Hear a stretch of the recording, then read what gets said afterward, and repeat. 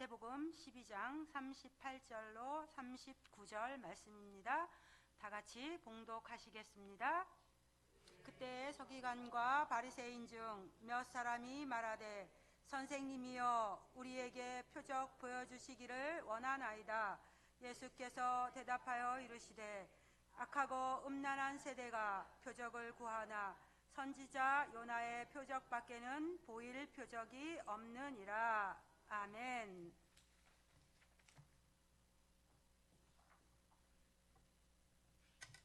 할렐루야.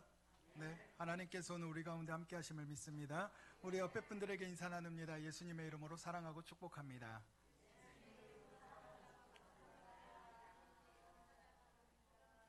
네, 한 번 더 오늘 우리 가운데 기적이 일어납니다. 네. 우리의 삶에 예수님이 계시지 않는다면 우리의 삶은 아무것도 아니라고 볼 수가 있습니다.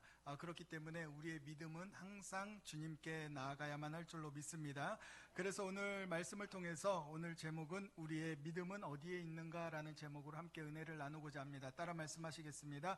우리의 믿음은 어디에 있는가? 우리의 믿음은 어디에 있는가? 먼저 오늘 예배 가운데 참석하신 우리 모든 성도님들과 또 온라인으로 예배드리는 모든 성도님들을 주님의 이름으로 환영하고 축복을 드립니다. 인터넷 라인이 좀 문제가 있어서 온라인으로 예배드리시는 분들은 지금 안 되는 걸로 알고 있는데요. 아무튼 녹화 영상으로 나중에 보여드리도록 하겠습니다. 지난 주일 우리는 예수님은 누구이신가 대림절을 맞이하여서 우리가 예수님에 대해서 계속해서 살펴보고 있습니다. 기억나십니까? 예수님은 누구이십니까? 첫째, 감사합니다. 네, 이게 큰 목회자들에게는 얼마나 큰 은혜이고 큰 축복인지 모릅니다. 네, 지난주의 것을 기억하지 못하는 은혜가 있기 때문에 저희 목회자들은 오늘도 똑같은 말씀을 전하여도 또 하나님의 은혜가 함께하기 때문입니다.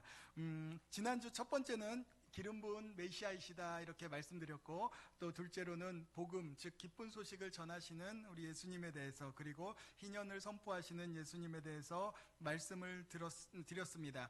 오늘은 우리의 믿음, 과연 하나님의 아들이시고 또 우리의 구원자 되신 예수 그리스도를 온전히 믿고 있는 삶을 살고 있는지를 한번 우리가 살펴보기를 원합니다.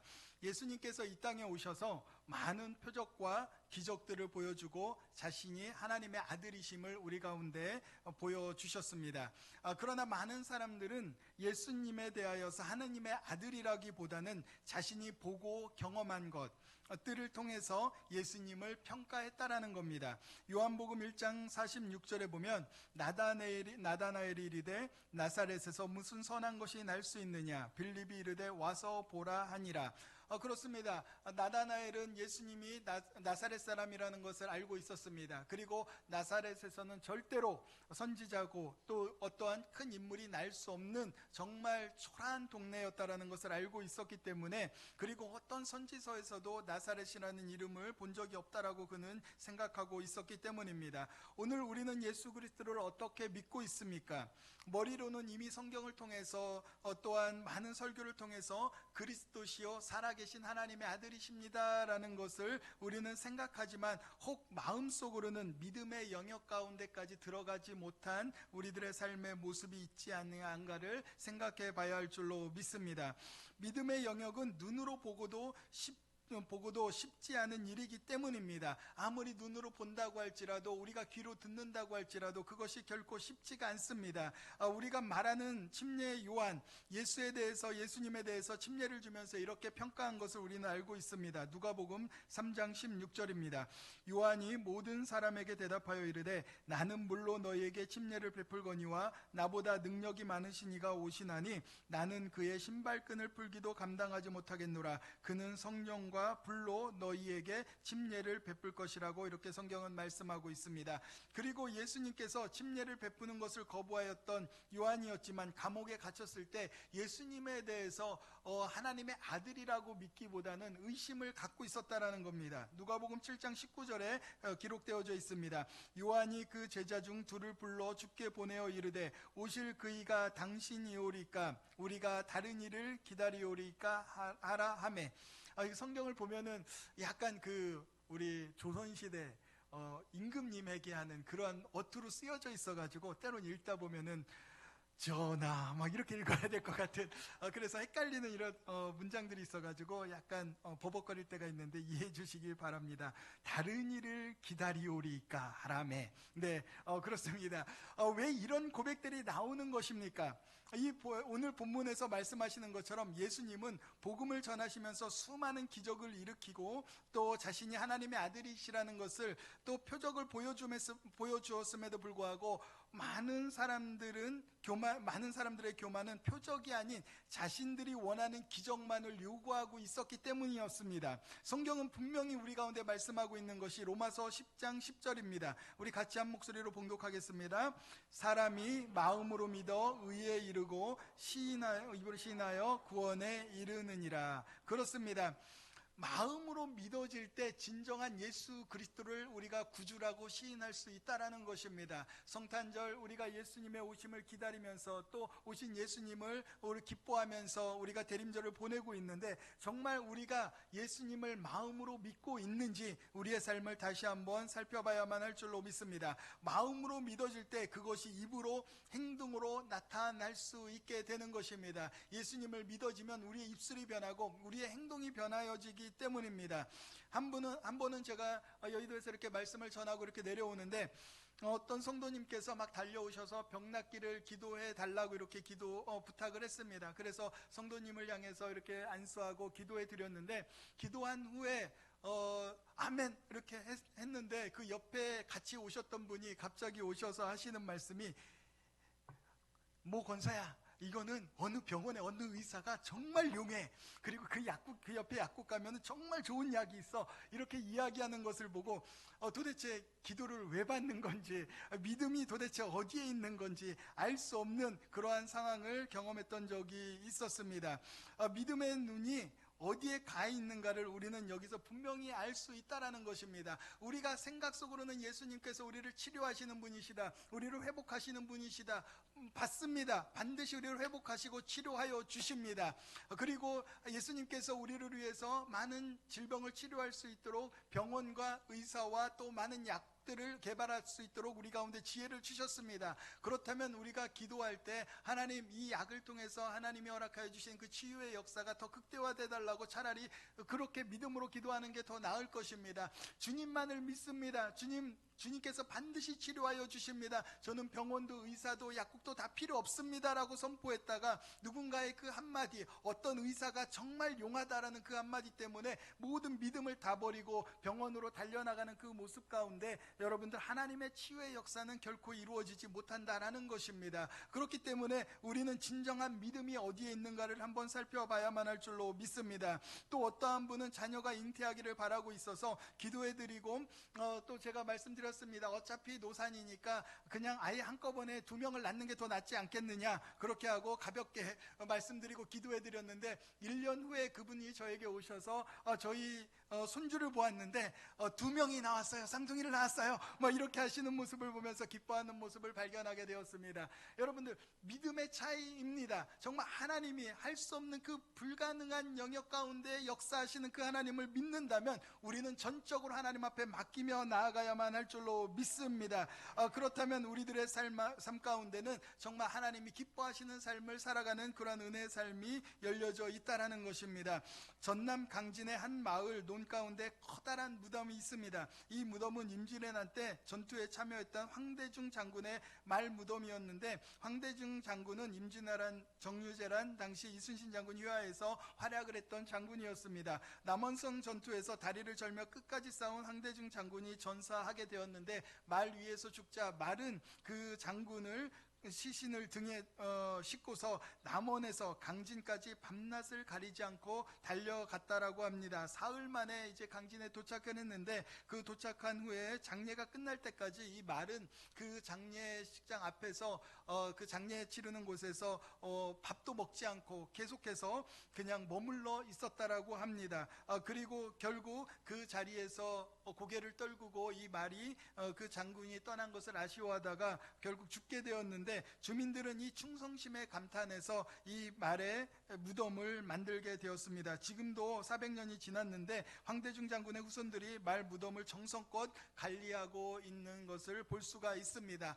말도 이렇게 한 주인을 믿음으로 섬겼을 때 절대 버리지 않고 자신의 생명을 다하기까지 그 곁에 있었던 것을 우리도 발견하게 되는데, 우리 하나님을 믿는 우리 사람들의 삶의 모습은 어떠합니까? 예수님의 십자가를 억지로 진 구레네 사람 시몬과 같지 아니한가를 우리는 한번 살펴봐야만 할 줄로 믿습니다. 아니면 그보다 못한 십자가를 내 마음대로 좋을 땐 지고 싫을 땐 벗었다 하는 삶이 아닌지를 우리는 우리의 삶을 통해서 한번 살펴봐야만 할 줄로 믿습니다. 그렇기 때문에 우리는 기적을 보는 삶이 돼서는 절대로 안 된다라는 것입니다. 예수님이 행하신 그 일들은 우리 가운데 기적을 보여주신 것이 아니라 우리 가운데 표적을 보여주신 것입니다. 예수님이 누구이신지, 예수님이 어떠한 역사를 만드시는 분이신지 우리 가운데 보여주신 것입니다. 기적을 원하였다면 기적은 날마다 일어날 겁니다. 어제도 일어나고 오늘도 일어나고 내일도 일어나고 지금 이 순간에도 그 기적이 일어났을 텐데, 예수님은 우리가 기적을 쫓길 바라는 것이 아니라 예수님을 믿는 그 믿음을 바라고 있다라는 것입니다. 우리가 살아가는 동안에 예수님을 만났던 그 표적, 또 우리가 살아가는 동안에 여러 가지 일어났던 우리들의 삶 가운데 초자연적인 역사의 그 표적들을 한 번 정도는 경험했다라면은 그것이 예수 그리스도를 믿는 믿음의 확신을 갖고 살아가는 저와 여러분들의 삶이 되어져야만 할 줄로 믿습니다. 그렇기 때문에 우리는 절대 기적을 따르는 삶이 아닙니다. 예수님을 따랐던 많은 사람들이 기적을 따랐기 때문에 예수님을 떠난 것입니다. 문제가 생기고 어려움이 생기고 시험들 만한 일이 생기면 예수님을 떠나서 자신의 길로 떠나갔던 많은 사람들의 모습이 있었던 무리들이 있었습니다. 우리의 삶은 절대로 무리가 돼서는 안 됩니다. 예수님이 기뻐하시는 삶, 정말 하나님이 원하시는 그러한 믿음의 삶을 살아가는 저와 여러분들의 삶이 되시기를 주님의 이름으로 축원을 드립니다. 요한복음 20장 29절에 이렇게 말씀하고 있습니다. 예수께서 이르시되 너는 나를 본고로 믿느냐? 보지 못하고 믿는 자들은 복되도다 하시니라. 그렇습니다. 여러분들, 예수님이 현재 우리 눈에 보이지 않습니다. 2000년 전에는 예수님께서 이 땅에 오셔서 예수님의 모습을 보여주셨습니다. 하지만 그때보다도 지금 보지 않고 보여지지 않는 그 예수님을 믿는 그 믿음이 더 복되다고 성경은 말씀하고 있습니다. 그렇습니다. 오늘 우리들의 믿음은 복된 믿음입니다. 여러분들, 예수님의 모습을 한 번도 보지 못했다고 할지라도 그 삶에 믿음이 있다면 그것은 복된 믿음의 역사이고 하나님의 은혜를 찾아가는 놀라운 복된 삶이라는 것을 잊지 말아야만 할 줄로 믿습니다.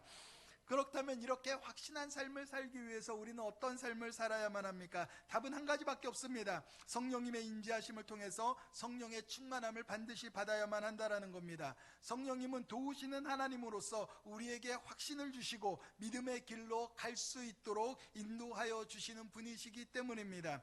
구약에서 보면 사사들에게 주의 영이 임할 때 믿음의 사명을 감당하게 하게 되었고, 신약에서는 두려움에 떨던 제자들이 오순절날 마가다락방에서 성령의 임재하심을 통하여서 담대하게 하나님의 나라를 선포하면서 나아가는 확신의 삶을 살아가는 것을 발견하게 됩니다. 그들은 예수님을 통해 기적만을 바랐던 삶에서 예수님이 그리스도이시고 하나님의 아들이시기에 오직 유일한 믿음의 대상임을 성령 안에서 고백하게 된 것입니다. 사도행전 2장 14절로 17절에 이렇게 말씀하고 있습니다.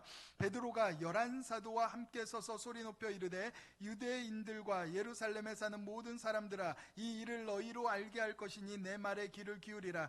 때가 제3시니 너희 생각과 같이 이 사람들이 취한 것이 아니라 이는 곧 선지자 요엘을 통하여 말씀하신 것이니 일렀으되 하나님이 말씀하시기를 말세에 내가 내 영을 모든 육체에 부어주리니 너희의 자녀들은 예언할 것이요 너희의 젊은이들은 환상을 보고 너희의 늙은이들은 꿈을 꾸리라. 아멘.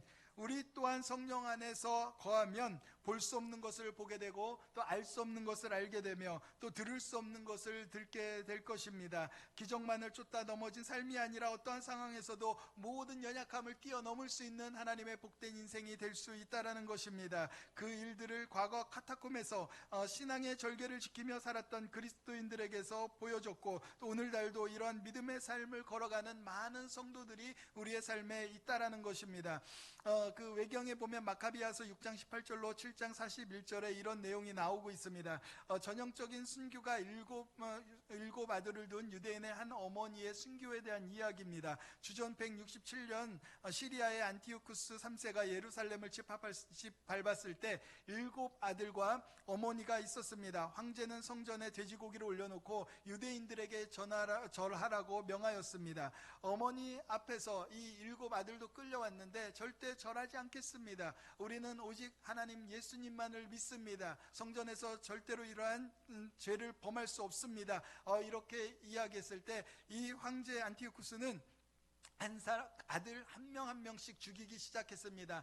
너희가 절을 하지 않으면 너가 절할 때까지 이 아들들을 죽이겠다. 그래서 큰 아들부터 이제 6째까지 차례로 다 죽게 되었습니다. 7째가 되었습니다. 그런데 이 막내 아들이 굉장히 두려움에 떨고 있었습니다. 이때 어머니가 말을 합니다. 아들아, 이 어미를 불쌍히 생각하라. 나는 너를 9달 동안 뱃속에 품었고 너에게 3년간 젖을 먹였다. 아들아, 이 어미의 마지막 부탁을 들어다오. 이 도살자들을 두려워하지 말고 내 형들에게 부끄럽지 않은 죽음을 맞이하거라. 왜 그렇게 이야기했습니까? 예수님이 진짜 우리의 구원자가 되심을 믿고 있었기 때문입니다. 결국 이 7 아들을 순교했고 어머니도 그 뒤따라서 순교했다라는 내용이 나오고 있는데요. 여러분, 오늘날 우리의 카타콤은 어디에 있습니까? 그곳이 가정이 될 수도 있고 그것이 일터가 될 수도 있고 그것이 교회가 될 수도 있다라는 것입니다. 그 어디든 우리들의 삶 가운데 카타콤이 될 수가 있고 우리들의 삶 가운데 어디든 우리들의 삶에 문제를 가져오는 그 문제의 자리가 될 수 있다라는 것입니다. 그러므로 성경은 우리 가운데 이렇게 말씀하고 있는 것입니다. 마태복음 16장 24절입니다. 같이 한 목소리로 봉독하겠습니다. 이에 예수께서 제자들에게 이르시되 누구든지 나를 따라오려거든 자기를 부인하고 자기 십자가를 지고 나를 따를 것이니라. 여러분들, 내가 가진 십자가가 무엇이 있습니까? 나의 삶에 어떠한 모습과 어떠한 자아가 있습니까? 나를 부인하는 것은 결코 쉽지가 않습니다. 자존심을 다 내려놓고 내가 아닌 작은 예수로 살아가야 하기 때문입니다. 대림절에 또 다른 한 주간을 우리가 보내게 되는데 어렵지만 우리가 이 기간만큼은 우리라도 믿음의 삶인 작은 예수가 되어 살아가는 한 주가 되시기를 주님의 이름으로 축원을 드립니다. 우리가 예수님처럼 살기를 원하고 정말 예수님이 원하는 삶의 모습으로 살아가라고 하면 더 악한 사단은 우리를 공격할 것입니다. 우리를 더 무너뜨리려고 할 것입니다. 그렇기 때문에 우리는 그러한 삶을 살아가려고 할 때 내 삶이 정말 예수님을 따르는 삶으로 살아가기를 원하시고 계시는구나 라는 것을 바라보면 되는 것입니다. 여러분, 우리 가운데 자존심 없는 사람이 어디 있습니까? 우리 가운데 생각 없는 사람이 어디 있습니까? 누구나 다 허허실실하며 살아가는 그런 사람들이 있겠습니까? 다 자존심이 있고 다 자신의 생각이 있지만 그러나 예수님 때문에 우리의 생각을 내려놓고 우리의 모든 것을 벗어버리고 오직 주님만을 생각하며 어떤 소리가 들려도 어떠한 삶의 상처를 내 삶에 다가오는 사람이 있어도 그럼에도 불구하고 나를 부인하고 주님의 십자가를 지고 묵묵히 우리는 걸어가는 것입니다. 저와 여러분들의 그런 삶이 그렇게 되어져야만 할 줄로 믿습니다. 나의 삶에 내 자존심을 벌어버리고 예수 그리스도의 그 십자가를 지었을 때 우리들의 삶 가운데는 어떠한 상황에서도 그러려니 하고서 우리는 살아갈 수 있는 하나님의 은혜의 삶을 살아갈 수 있게 되는 것입니다. 누가 뭐라고 해도 그럴 수가 있지, 저 삶에서는 그럴 수가 있지, 예수님을 아직 잘 모르니까, 아직 예수님 안에서 올바른 신앙의 성숙된 모습이 아니니까, 예수님을 알지 못하는 세상 사람들이니까 그럴 수 있어, 그럴 수 있는 거야. 나는 예수님을 믿기 때문에 나는 그렇게 살면 안 되지. 그래, 나는 예수님의 십자가를 짓고 살아갈 거야. 어떠한 바람이 불어와도, 어떠한 풍파가 와도 불어와라. 나의 삶 가운데 다가와라. 그래도 우리는 예수 그리스도의 이름이 있다라고 우리는 믿음으로 선포하며 나아갈 수 있게 되는 것입니다. 그래서 고린도전서 13장 7절에 이렇게 말씀하고 있습니다. 우리 같이 봉독하겠습니다. 모든 것을 참으며 모든 것을 믿으며 모든 것을 바라며 모든 것을 견디느니라. 그렇습니다. 예수님의 사랑을 체험한 사람, 예수님의 사랑을 아는 사람은 모든 것을 참고 모든 것을 믿고 모든 것을 바라며 모든 것을 견디며 살아갈 수가 있게 되는 것입니다. 이 12월 예수님이 오신 크리스마스 성탄절을 우리가 바라보면서 우리들의 삶 가운데 모든 것을 참고 모든 것을 믿고 모든 것을 바라며 모든 것을 견디며 살아가는 저와 여러분들의 삶이 되시길 주님의 이름으로 축원을 드립니다. 예수님은 말씀하십니다. 오늘 너희 믿음이 어디에 있느냐? 그리고 내가 너희에게 보여준 것을 보라고 주님은 말씀하고 있다라는 것입니다. 예수님께서 우리 가운데 보여주신 것이 무엇입니까? 오늘 본문 말씀입니다. 마태복음 12장 38절로 39절에 있는 말씀입니다. 우리 같이 봉독하겠습니다. 그때 서기관과 바리새인 중 몇 사람이 말하되 선생님이여 우리에게 표적 보여주기를 원하나이다. 예수께서 대답하여 이르시되 악하고 음란한 세대가 표적을 구하나 선지자 요나의 표적밖에는 보일 표적이 없느니라. 그렇습니다. 주님께서 우리 가운데 이미 그 놀라운 은혜를 보여주셨습니다. 예수님께서 십자가에 달려 죽으시고 3일 만에 다시 부활하신 그 은혜를 우리는 알고 있습니다. 그리고 그 표적을 보여주셨습니다. 그렇다면 우리는 예수 그리스도를 절대적으로 믿고 살아가야만 할 줄로 믿습니다. 예수님이 우리의 구원자이시고 우리의 소망 되시고 우리의 위로자이시고 우리의 생명 되신다는 것을 저와 여러분들은 잊지 말아야만 합니다. 그렇게 되어질 때 우리들의 삶에 영혼이 잘되고 범사가 잘되며 강건하고 생명을 할 때 더욱더 풍성히 얻는 하나님의 역사를 우리가 체험하며 살아갈 수가 있게 됩니다.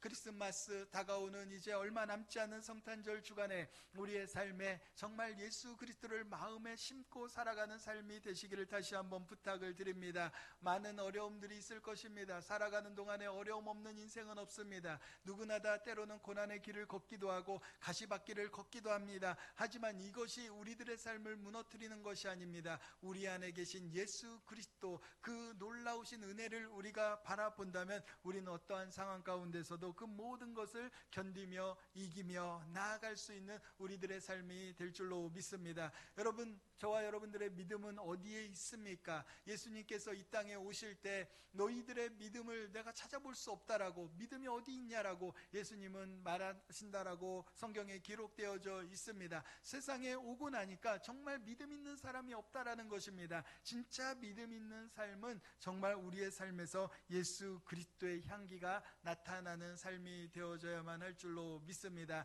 그 예수 그리스도의 향기가 있는 삶은 오늘도 우리는 복음을 들고 세상 가운데 나아가고 우리는 우리의 삶을 통하여 많은 이들에게 주님이 살아계심을 보여주는 우리의 삶이 되어져야만 할 줄로 믿습니다. 그래서 그 3일 만에 부활하신 그 놀라운 표적을 우리의 마음 가운데 새기고 항상 성령의 충만함을 통하여 승리하는 믿음의 삶이 되시기를 예수님의 이름으로 축원을 드립니다.